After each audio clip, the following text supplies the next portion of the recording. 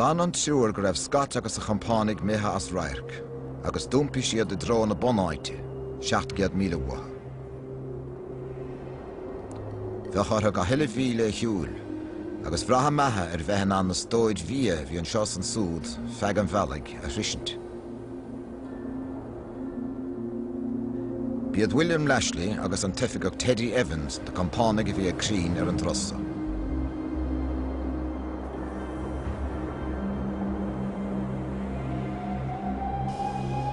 These three men had already marched 750 miles. We know that their diet, by today's standards, was hopelessly inadequate. They weren't eating enough, they weren't getting enough vitamins, and even worse, they were dehydrated. It's one of the great curses of polar exploration is that you need to drink lots. But to drink lots, you need to melt the ice and you need to carry fuel. They didn't have enough fuel to make a cup of tea when they wanted one. It was as simple as that. Ní raibh amla spáráile có, agus níor bhíon chabhar don dúr, cás le náin a ceapach le haig cethar a bheith a hairnta go.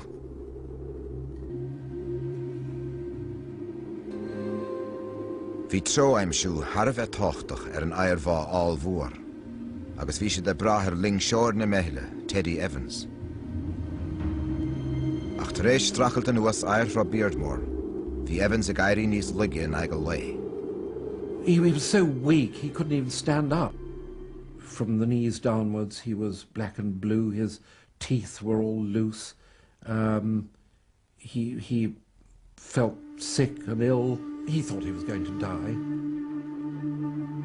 Bégan do Crean agus Lashley, Evans a chur an gáis le náin, agus a Harrington in Niagar fe sé lá, gus í go ráidir héin i ruch titme.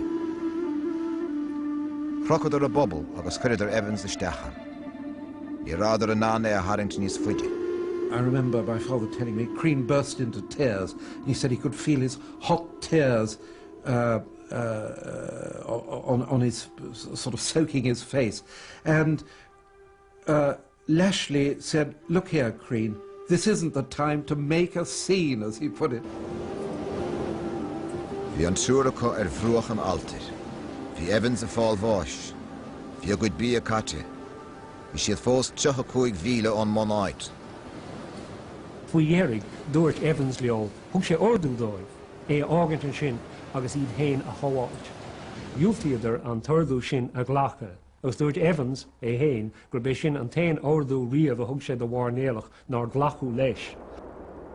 Dí raibh mór an ráhacha. Bheadh ar gcuine bhainnecha fannacht agus ara thuirt Evans. Agus an duine eile, tar éis do 1,600 míle slí a bheith siúlta hanige, trasna Antarctica. Bheadh ar inis defriú leis go dtí an bhanáid. Tros a thógach ceir lá ar an gnáth lí, agus gan mála colata ná fosca in isige. Sé Tom Crean a dhéanach an trosa. An chiad uair I léis Mariala sin, ceapas go miseach mo chrí. Dar éis an méid cruatain agus na cníalach is céir dúla féinar bríidir, agus an méid a bhí déantaige, agus an son le rá hens. Feig bás, nó téir agus feig cabhair.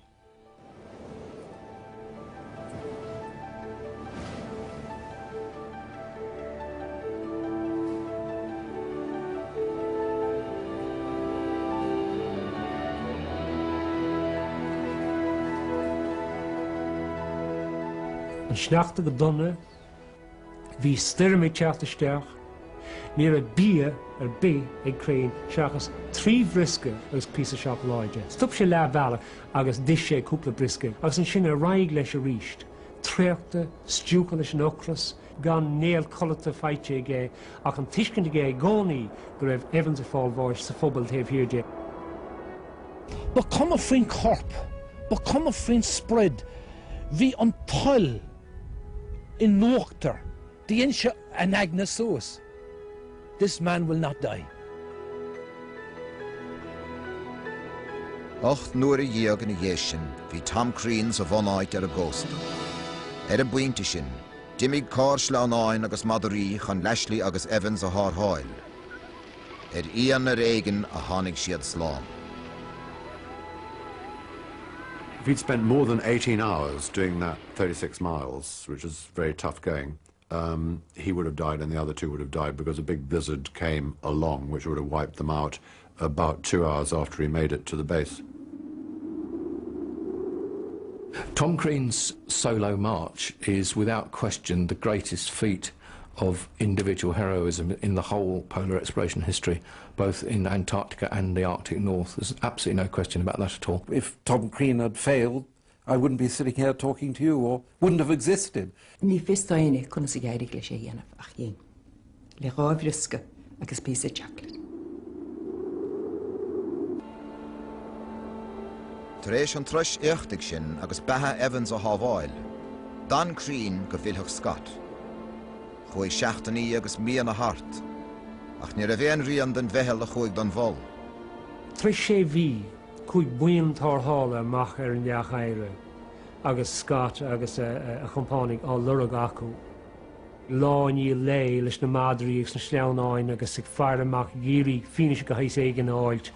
Hagad í sé stór bí agus dhéanana dí sireachta áiltach ar bhain Scott amach an stór bí se agus an nó níor bhain agus cuidir píos níos foiide. Ach an sin, beag nach blian tar éis dóibh Scott a éiscint. Cnochas rud éigen, cúpla míle ón áit ar stór mór bí an. Deirtear gur bé Crean a thug faoi deara gur slat go hééis éigen na mu ar an éire rud éigen a bhí eisteach agus carnán sneachta an eice leis. It was Tom Crean that folded back the canvas of the tent, and there was Scott lying with his diary in his hand.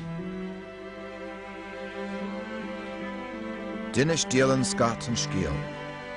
Léirigh rollaí róitis go náin, na fir chríomhrichte ag an moll, neci le pobl followh ar a raibh bratach na hirúa. Chail Scott an rás agus fuabás ar an mealach a bhaile, in ireacht cúpla míle de lábha thar hall.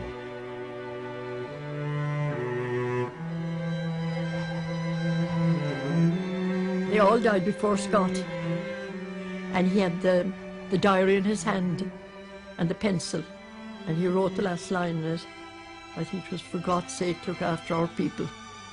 And the diary fell out of his hand and the pencil, and my dad found him dead, but no cover on himself.